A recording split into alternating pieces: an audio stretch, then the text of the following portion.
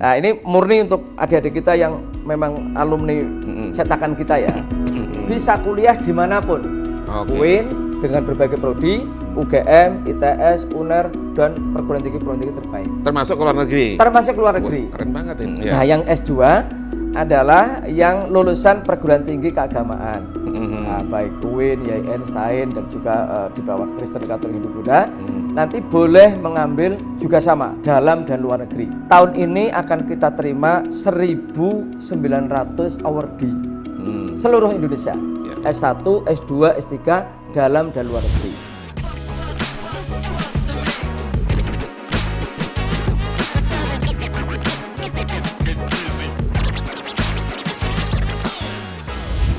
Assalamualaikum warahmatullahi wabarakatuh.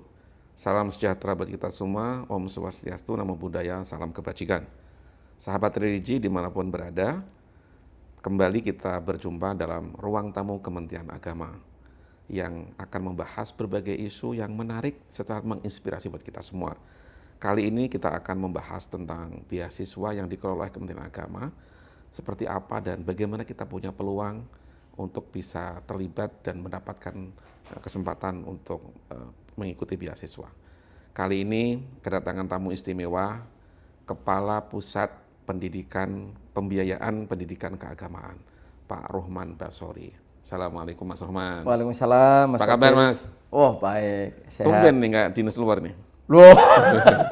Ini kebetulan lagi konsen untuk menyiapkan program-program beasiswa ke depan sehingga kita tidak boleh diduakan karena ini sama hal penting lah soal beasiswa. Oke. Ya. Pusat Pembiayaan Pendidikan Keagamaan. Apa dan itu? Pendidikan keagamaan. Oh gitu. Bisa nggak pendidikannya dua. Oh, pendidikannya dua. Ya. Bisa nggak dijelasin apa itu? Baik ya, sahabat religi yang berbahagia, di Kementerian Agama ada lembaga baru yang lahir akhir 2024. Tepatnya 18 Oktober 2024 lahir namanya Pusat Pembiayaan Pendidikan Agama dan Pendidikan Keagamaan. Yaitu sebuah lembaga yang berada di bawah dan bertanggung jawab kepada Menteri Agama melalui Sekretaris Jenderal. Jadi kami tidak langsung tapi melalui Sekretaris Jenderal. Yang diurusi adalah hal-hal menyangkut pendidikan yang strategis, menyangkut SDM. Jadi kita tidak ngurusi ruang kelas baru, bencana, rehab, enggak. Nah, kita konsen ke sumber daya manusia, Mas Tabib. Kalau kita terjemahkan lebih dalam lagi, pertama soal semua beasiswa di Kementerian Agama yang tadinya ditangani di unit eselon 1 masing-masing kita dijadikan satu. Dulu Direktorat Jenderal Pendes ada, Ditjen Bimas Kristen ada, Katolik ada, Hindu Buddha, Konghucu ada, sekarang kita jadikan satu. Semua layanan beasiswa. Artinya Pusat Pembiayaan Pendidikan yang dijadikan satu untuk mengurusi semua agama. Untuk semua agama, makanya di bawah Sekretaris Jenderal kan gitu. Mulai dari PAUD, kemudian MI, MTS, MA, Pendidikan Tinggi Keagamaan. Sampai doktor bahkan? Sampai doktor. Ada nggak yang program yang postdoktoral apa? Belum. Tetapi ini aspirasi banyak sekali. Nanti kalau anggaran kita meningkat banyak, tentu postdoktoral akan kita respon gitu ya. Nah, yang kedua adalah menangani PIP pada pendidikan dasar dan menengah keagamaan, program Indonesia Pintar. Nah, bagi kalangan yang tidak mampu secara ekonomi, anaknya kaum miskin kota, petani, nelayan, yang kalau tidak dibantu dengan PIP nyaris putus sekolah. Makanya ada PIP. Pak, tidak hanya teman-teman Muslim loh, sahabat religi ya. Selama ini kan pahamnya Muslim, tapi ini di bawah Kristen, di bawah Ditjen Bimas Hindu, Katolik sampai ke Konghucu. Yang kedua adalah untuk adik-adik kita yang sudah jadi mahasiswa. Kita rubah namanya KIP Kuliah. Kartu Indonesia Pintar Kuliah. Pastikan bahwa anak bangsa kita ini dari seluruh pelosok Indonesia bisa kuliah dan sampai lulus. Jangan sampai ada DO besar-besaran. Makanya kita ada KIP. Itu program yang kedua. Nah, program yang ketiga adalah program riset kolaboratif antara LPDP dengan Kementerian Agama untuk para dosen perguruan tinggi keagamaan Islam, perguruan tinggi keagamaan di bawah manapun, termasuk Mahat Ali, Mas Tabib. Mahat Ali, jangan keliru Muhammad Ali ya. Mahat Ali. Mahat Ali itu berhak mendapatkan layanan perguruan tinggi di pesantren. Di pesantren Ya, okay. Atau dulu orang menyebut pesantren luhur atau apa gitu. Sekarang okay. gitu. Jadi singkat cerita, selama 1 tahun ini kita sudah banyak berbuat untuk melayani adik-adik kita, saudara kita untuk studi lanjut. Kalau dulu kan ada buku ya, siapa yang nulis itu ya, buku anak miskin dilarang sekolah. Maka sekarang harus kita balik. Anak miskin harus sekolah. Karena ada lawannya juga, orang miskin nggak boleh sakit. Nah, ini kan betapa mahalnya dunia kesehatan, dunia pendidikan. Maka melalui Puspenma, Kementerian Agama, kita optimis bahwa kita akan melakukan itu. Menarik Pak Rohman ya. Tadi sudah banyak program ya. Dari PAUD bahkan sampai doktor. Nah, pertanyaan yang sering disampaikan tuh gimana sih caranya? Untuk mendapatkan itu gimana itu?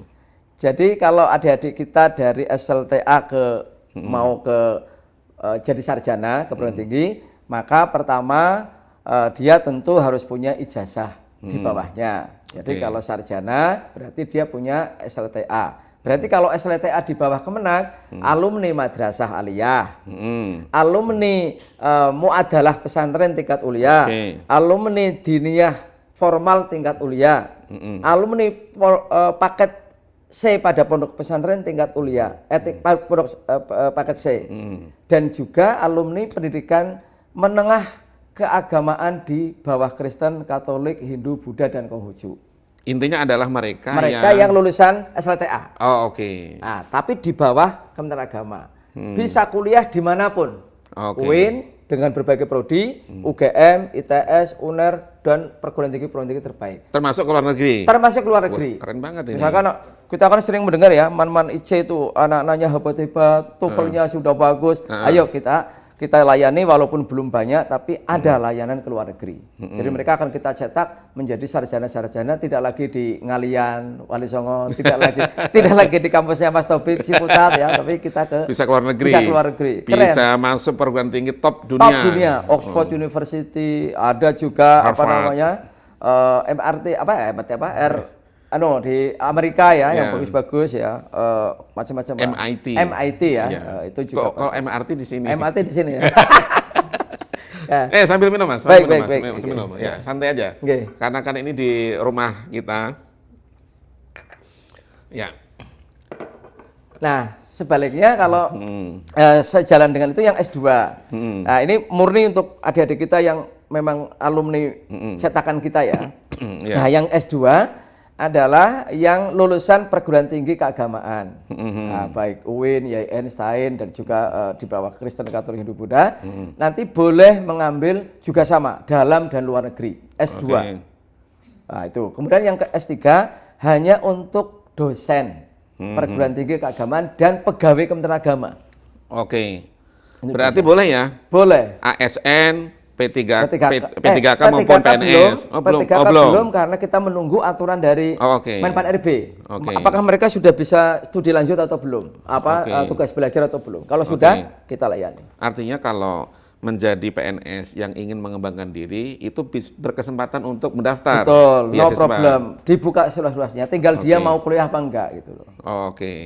Ini kesempatan yang bagus ya buat teman-teman sahabat religi yang dari Pak Rohman nih. Nah, ini pertanyaan tadi tuh, di mana tuh mencari informasi? Mencari informasi di mana tuh? Di web apa yang untuk mengakses itu? Mencari informasinya yang sudah terkenal selama ini, kita ada layanan beasiswa.kemenag.go.id.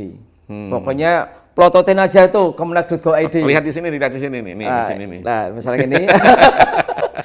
Setelah plototin aja di sini kemenag.go.id, lihat di sini ada portal. Nah, tahun ini ada perkembangan baru, nanti akan dikembangkan di portalnya LPDP juga. Selain diumumkan di beasiswa.kemenag.go.id, juga diumumkan di layan portalnya LPDP, Lembaga Pengelola Dana Pendidikan, sebagai yang bertanggung jawab dana abadi itu. Nah, Puspenma ini punya nggak prioritas prodi-prodi yang yang diminati gitu? Atau bebas aja orang pengen milih apa? Atau punya standarisasi, ini prodi ini loh yang nanti akan diberikan beasiswa?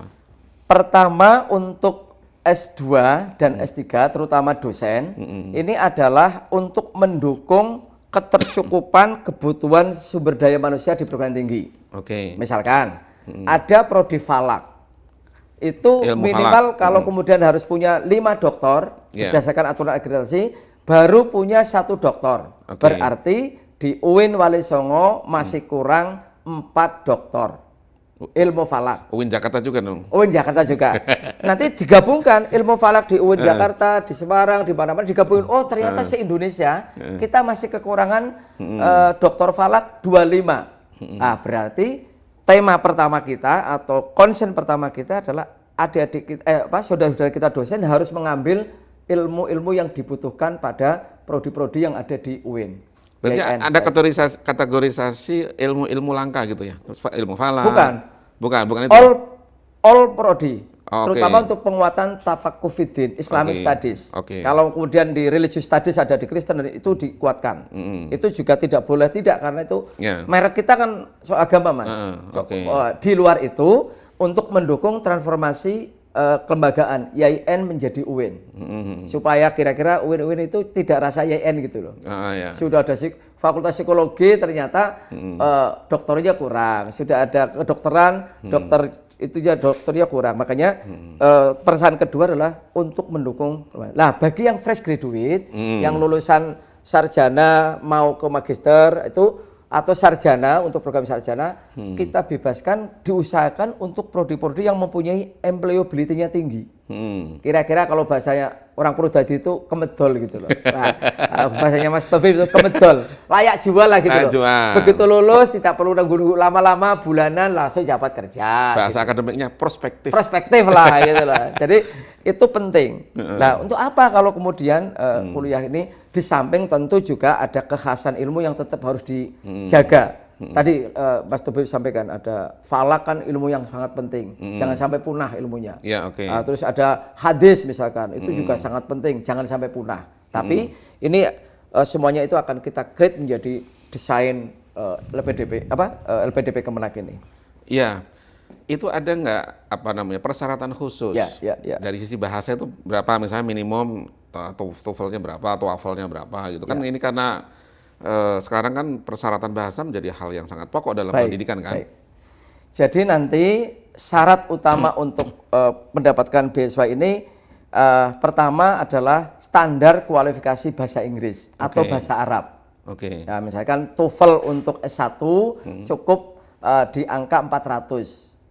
Dan itu pakai TOEFL-nya YIN boleh, pusat bahasa. Oh boleh. Karena masih S1. Berarti prediction itu ya?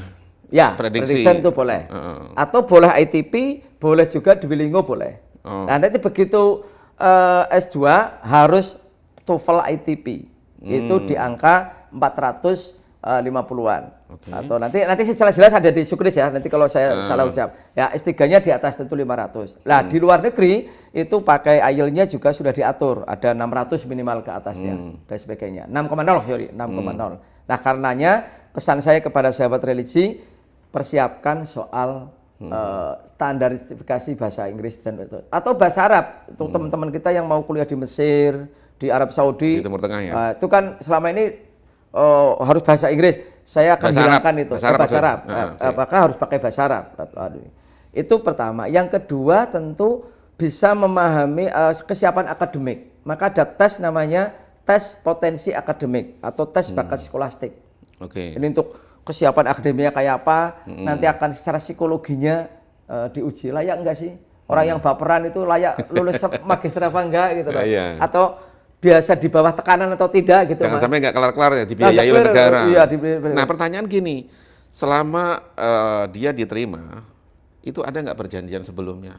Misalnya nggak lulus itu dia harus mengembalikan. Ada. Jadi kalau nanti penyebab tidak lulusnya karena dia sendiri, errornya dia sendiri, pengembalian.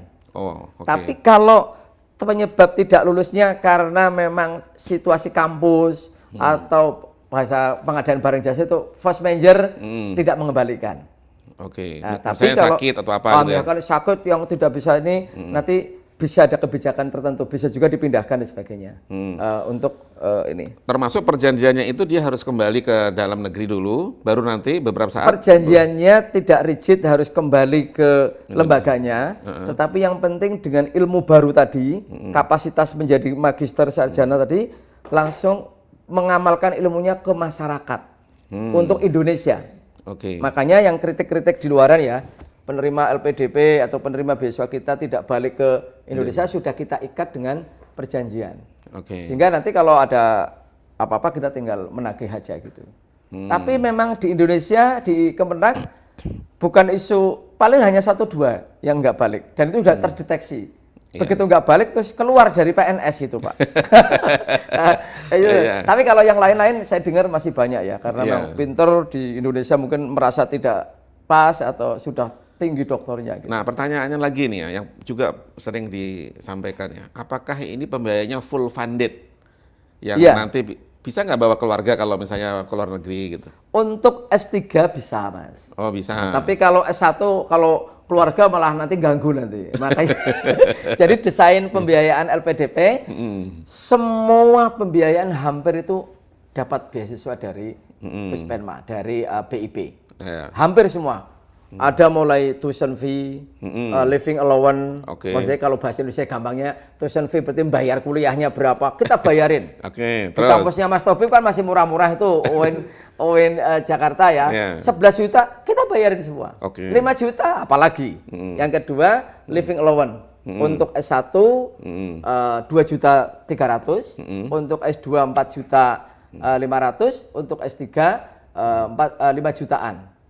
Tapi nanti ada kajian dari Kemenkeu tingkat kemahalan wilayah itu. Bayarnya telat nggak tuh? Oh enggak, relatif memang sudah harus diatur untuk pembiayaan apa namanya Mas, biaya hidup itu dicairkan per 3 bulan. Kan dulu pernah kan keluhan karena ada telat. Nah sekarang sudah ada belum kalau misalnya ada penjaminan bahwa itu tidak telat karena kan menyangkut kehidupan di luar negeri. Betul. Nah untuk di Indonesia dan di luar negeri, insya Allah tahun 2025 setelah berdirinya Puspenma relatif terlayani dengan baik. Bahkan ada mahasiswa kita di Adelaide itu di Australia mengatakan, Mas, alhamdulillah kami dapat saksikan bahwa layanan beasiswa Kemenag lebih lancar daripada tetangga sebelah katanya. Aku nggak tahu sebelah itu di mana gitu, lebih lancar. Karena memang kita udah kasih tahu juga, sampai harus siap-siap loh 3 bulan sekali cairnya loh. Berarti kalau kekurangan. Nah, yang awal justru yang perlu dipersiapkan adalah kalau sahabat religi ke luar negeri tahap-tahap awal. Harus matur kepada keluarganya, dimodelin dulu lah. Karena kan kalau misalkan dia masuk Australia itu bulan Juli, berarti kan baru bisa dicairkan pembiayaannya Juli, Agustus, September. Berarti hidup selama 3 bulan awal udahlah ditanggung oleh mertua kesayangan gitu kan, orang tua kesayangan gitu. Silakan aja. Supaya nanti di sana nggak bingung ya. Nggak bingung, terutama luar negeri. Kalau dalam negeri kan relatif no isu lah kalau gitu kan. Nggak ada masalah. Jadi saya pastikan sahabat religi melalui BIP insya Allah layanannya sudah semakin baik, keterlambatan sudah diminimalisir bahkan tidak ada. Nah itu pada saat ingin mendapatkan beasiswa itu apakah mendapatkan penerimaan dulu, LOE dulu, atau mendaftar BIP dulu baru mencari LOE atau gimana itu? Ada 3 cara Mas Tobib. Pertama jalur LOA atau LOE ya, Letter of Acceptance. Jadi misalkan si Ahmad mau daftar di UIN Jakarta Hubungan Internasional. Maka nanti ini sudah mulai pendaftaran jalur ini daftar oleh UIN diberi LOE, Letter of Acceptance, surat penerimaan lah kira-kira. Setelah itu nanti Maret kita buka pendaftaran, ikutlah daftar, melampirkan LOA. Berarti nanti ditulis si Ahmad ini daftar HI dengan jalur LOA. Begitu lulus BIP, maka sempurnalah dia mahasiswa HI UIN Jakarta dengan beasiswa Kemenag. Itu jalur LOE. Jalur yang kedua adalah dibalik. Ikut BIP dulu. Dia setelah itu diberi kesempatan mencari kampus. Baru dapat kampusnya. Berarti ikut ujian di bulan katakan April ujian, diterima. untuk dalam negeri diberikan waktu 18 bulan, untuk luar negeri 18 bulan plus 6 bulan, 2 tahun sampai dapat. Atau jalur yang ketiga, kemitraan. Nah, baik masuk perguruan tinggi dan beasiswanya dalam satu sistem, yaitu untuk prodi-prodi tertentu karena kepentingan Kementerian Agama. Contoh kedokteran, S1. Itu memang harus pakai itu, karena kalau dilepas daftar kedokteran takutnya nggak banyak yang diterima itu Mas Taufik. Makanya kita harus menjalin kerjasama. Saat ini dengan UIN Jakarta. Setiap tahun alhamdulillah kita membiayai untuk 22 orang dokter khusus hasil dari ini. Nah, dari 2 yang sebelumnya tadi itu, nanti pembiayaan kuliahnya itu apakah diberikan kepada mahasiswanya atau langsung ditransfer kepada perguruan tingginya? Kalau untuk tuition fee ya, pembiayaan kuliah ya. Ya, pembiayaan kuliah. Itu langsung ke kampus. Langsung ke kampusnya ya. Sementara yang biaya biaya hidup itu langsung ke mahasiswa, uang buku ke mahasiswa, asuransi ke mahasiswa, biaya kedatangan ke mahasiswa, semuanya itu dibiayai semua itu. Kalau dia jadi guru dapat bisyarah 1.500.000, dari beasiswa dapat 4,5 plus yang lain-lain itu. Yang lain-lain. Jadi guru-guru rehat aja, jadi award day gitu ya. Nah, gitu. Kalau bagi ASN, Kementerian Agama yang mendapatkan beasiswa itu nanti statusnya tugas belajar ya. Ya.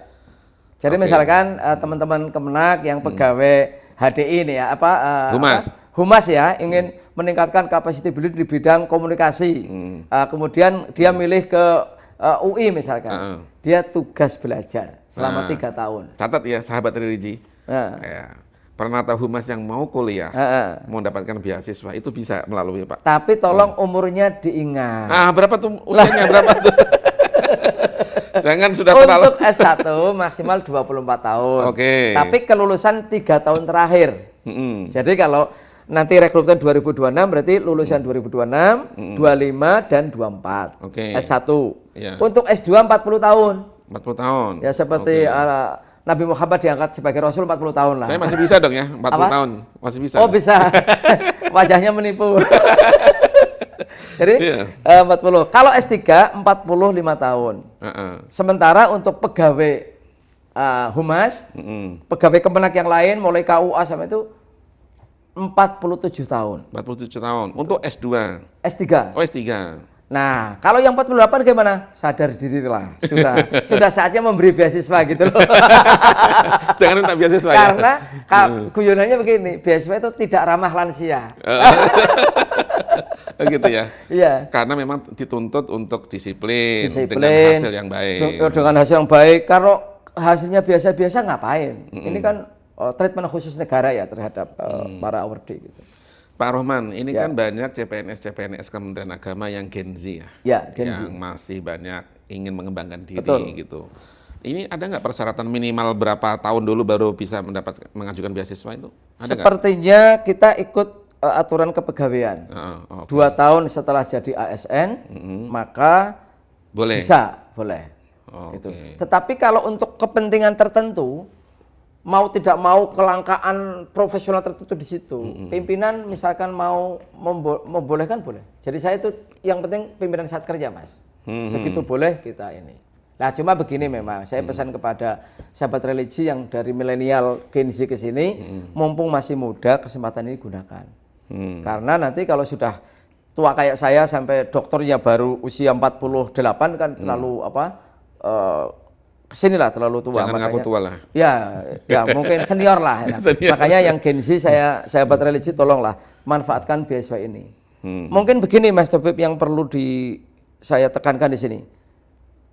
Adik-adik kita, saudara-saudara kita ini tidak hanya di Kemenak salurannya. Jadi kalau keluarga besar Kemenak ini bisa mengikuti BIB Kemenak dan bisa mengikuti LPDP Kemenkeu.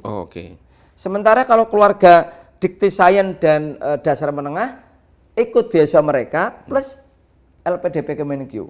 Ini yang kadang-kadang tidak pada paham. Bukan berarti kalau Kemenak menyelenggarakan sendiri LPDP ditutup, bukan. Dosen kita yang mau ngambil ilmu-ilmu teknik, apa macamnya kedokteran hebat macam-macam atau riset yang luar biasa, segera daftar LPDP aja. LPDP masih terbuka lah buat masih siapapun. Terbuka. Bahkan mungkin perlu saya sampaikan ini melalui ngobrol ini, bagi adik-adik kita MA yang terbaik. Kan biasanya sekarang kan MA kita kan MAN-IC terbaik, Mas. Terbaik, bahkan melebihi SMA negeri. Ya. Karena ranking 1 2 itu juga swasta, tapi SMA swasta. Baru nomor 3 itu MAN-IC. Ya. Nah, itu jangan putus asa. 20 orang kita beri kesempatan S2 ke luar negeri dari Kemenak, 1000 orang dari LPDP. Silahkan ambil kampus-kampus terbaik lah. Gitu. Yang tadi TOEFL-nya sudah LOAS bahkan sudah dapat itu, Mas. Ini yang tentu pertanyaan-pertanyaan juga kami dapatkan, adik-adik kita MA sudah ada layanannya ke luar negeri. Gitu. Itu menurut saya penting. Waduh, sahabat religi keren banget ya ngobrolan dengan Pak Roman Basori ya. Emang nggak pernah pengen berhenti nih kalau bicara soal beasiswa ya. Nah sekarang apa pesan-pesan terakhir buat kayak mau mati aja. Ya pesan-pesan kepada kepada sahabat religi itu ya apa kira-kira? Baik, masa depan kita yang menentukan itu kita sendiri. Karena itu jawablah dengan aksi nyata, yaitu mempersiapkan diri, membenahi diri untuk studi lanjut. Dulu waktu saya, Mas Tobib, mungkin generasi kami ini boro-boro dapat beasiswa. Makanya kita itu mengais sendiri, ada yang jadi pengamen, ada yang jadi marbot masjid untuk menjadi sarjana. Hari ini negara sudah hadir melalui Kementerian Agama, tolong manfaatkan dengan baik layanan beasiswa ini. Yang kedua, modal semangat saja tidak cukup. Maka perlu belajar dan terus belajar, terutama bahasa Inggris tadi atau kemampuan bahasa Arab dan bahasa Inggris. Sambil menyiapkan soal kesiapan akademik. Karena kita ingin tantangan saya dan Mas Tobib jauh lebih gampang atau mungkin tidak seberat adik-adik kita yang hari ini. Satu pekerjaan direbut oleh banyak orang. Nah karena itu kuliah, studi lanjut S1, S2, S3 menjadi pilihan penting di tengah kehidupan ini. Mungkin pesan saya itu aja. Luar biasa. Kami siap mendampingi adik-adik semuanya menjadi bagian penting dari perubahan ini. Kalau ditanyakan tingkat kemungkinannya seperti apa? Berarti tergantung masing-masing ya? Iya. Tergantung persiapannya. Walaupun tidak banyak, kita kan nggak bisa menjanjikan Pak Tobib ya. Misalkan ini, tapi tahun ini akan kita terima 1.900 awardee seluruh Indonesia. S1, S2, S3 dalam dan luar negeri. Tahun lalu hanya 1.029. Nah katanya LPDP memberikan keterangan kepada kita tahun 2027 masa panen. Yang pada saat tahun 2022 sudah pada masuk, 2023 panennya akan di 2027. Maka kemungkinan anggaran kita akan naik. Yang sudah lulus, yang sudah jadi orang banyak ya? Baru 490-an. 490 orang. Boleh juga nanti lain kesempatan nanti bertamu di ruang tamu Kemenak ini. Baik, nanti yang para alumninya untuk saya ajak ngobrol terkait dengan sebagai testimoni ya. Boleh. Oke, baik. Makasih Pak Roman bisa datang di rumah kami di ruang tamu Kementerian Agama. Sahabat religi, demikian obrolan kami bersama dengan Pak Roman Basori, Kepala Puspenma Kementerian Agama berbincang soal beasiswa. Mudah-mudahan ini bermanfaat dan tentu saja sangat menginspirasi buat kita semua dan tetap semangat untuk selalu mengembangkan diri untuk bangsa kita. Terima kasih dari saya, Tobib Al-Asyar. Assalamualaikum warahmatullahi wabarakatuh. Makasih Mas. Terima kasih.